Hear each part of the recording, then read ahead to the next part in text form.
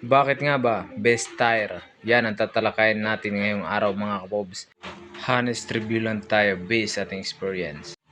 At bago ko na-upload tong video na to mga kapobs ay nabiyahe ko muna to ng 10 araw. At na-testing din natin siya sa highway, mga mapatarik at mapalusong na lugar. At kasama na rin dyan ang mabasang daan at ulan. At ang kagandahan ng design nito ay pang rain or shine mga kapobs. Para sa akin, okay ang Bedstar quality. So ito nung time na to ay pinalitan ko na yung dati kong gulong kasi delikado na siya. Wala na siyang groove sa gitna at marami na siyang butas at mga pako. So ganito yung service ni Sir.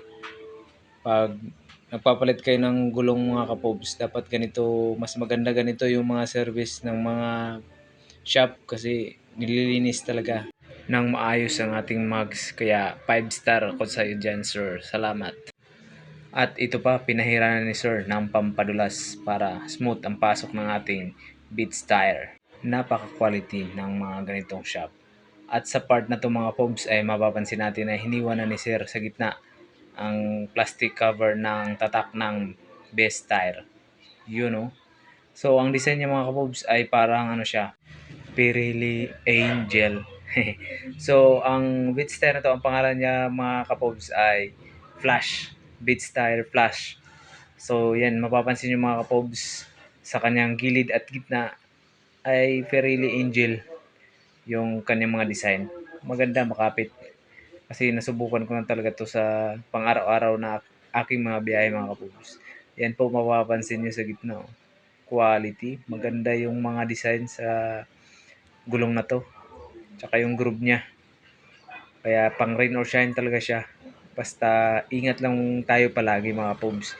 Kasi lahat ng gulong nadudulas talaga rin. Kaso nga lang, mag-ingat lang din tayo. Wala namang perfectong gulong.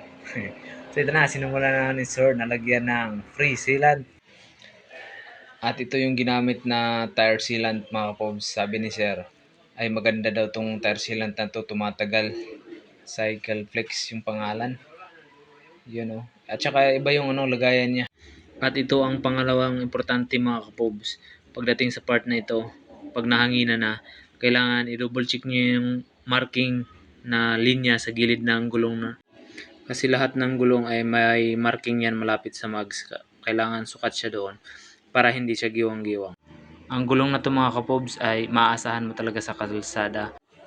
At ito na nga po ang presyo ng gulong na ito. Beats tire 80x80x17. 1,100 pesos. Kasama na dyan ang free lever, free pito, at free na tire sealant. At yung quality na gawa ni Sir. At isa na rin ito sa pwedeng pagpilian nating mga rider. No? Ingat tayong lahat. Yun lang ang ma-share ko sa inyo mga pobs. At please subscribe my Pobre Moto channel. Daghan kayong salamat. Ride safe.